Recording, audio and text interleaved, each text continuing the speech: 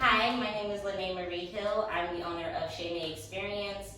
I've been in business for about almost 3 years now. I started my business back in February of 2018.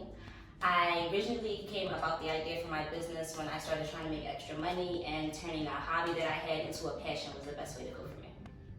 I believe the driving force behind me becoming an entrepreneur was I am a self-starter, a go-getter, and I believe that I want the most out of life that life has to offer. If I choose to be lazy, then there's no reason for me to be in this game, but I choose to do more and be better, so that's why I chose to be an entrepreneur. The way I went about funding for my business venture was I worked overtime at work. I also had a lot of people donating towards my cause. Some people would buy platters and not even pick them up, so that helped. And I also saved a lot of all of my first sales, so that way I would have more eventually when I wanted to reach out. A way I would say is a good way to build a customer base is always build personal relationships with your customers. Always try to remember those customers who come back on a regular basis. Also try to always make sure your customer feel good, because in the field that I'm in, it's all about hospitality. So the more hospitable I am, the more my customers want to come back, and the more customers I'll have. I would say a typical day for me, I always wake up about 6:30 in the morning, if not earlier. I normally start with the morning meeting with my family. We all come together, try to plan out our days, talk about things that are bothering us, give little affirmations to make us feel better. Then it's off to shower, trap music playlist, because that's what gets me hyped for the day. Then I go about checking over the sales that I made the day before or week before. I go over seeing what I had to improve on, trying to look up at least 2 new recipes that I can try during the week. And then after just tweaking some recipes, counting up inventory, and just looking at some sales online, I finally end my day with trying to find one more goal to do for the next week that I didn't accomplish for that week. One of my greatest fears, especially as a business owner, which is typical for most of us, is failure. We do not want our business to fail. The way I overcome failure is I have a great support system. You will hear me say that a lot. I have a great support system, so days when I want to quit, I can't, because they're like, why would you quit?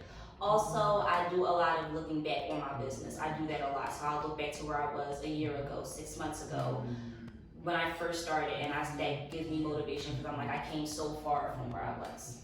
A good way I consider generating ideas, I use everyone around me. I ask every one of my friends, what would you like to eat? What is something you want to eat?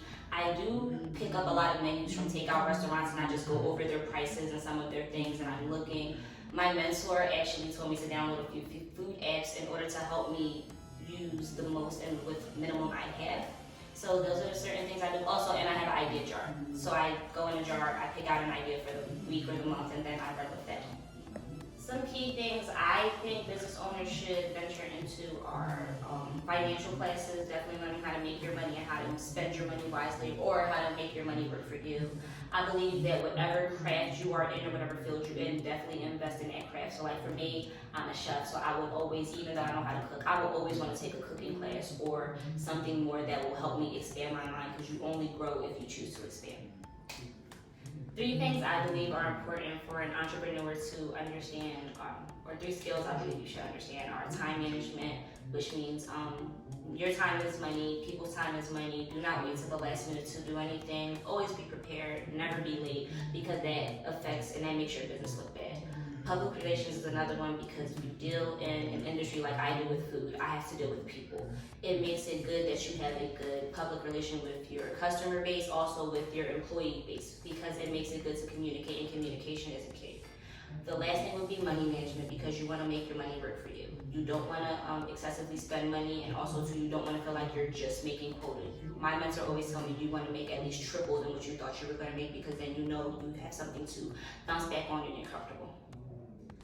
One way I choose to go the extra mile is I pay special attention to presentation of my food. I always try to build some type of relationship with a customer, even if it's a customer who's a first-time customer. I try to make them feel very welcomed and feel like they can talk to me like I'm a regular person. I don't want anybody to feel like because I'm a business owner, like I'm standoffish or I'm mean. Like I want people to feel like they can talk to me. I also make sure there's little things like just making sure you say thank you, have a great day, making them smile. I believe every last one of my customers will tell you I made them laugh in one way when I've seen them, and that's how I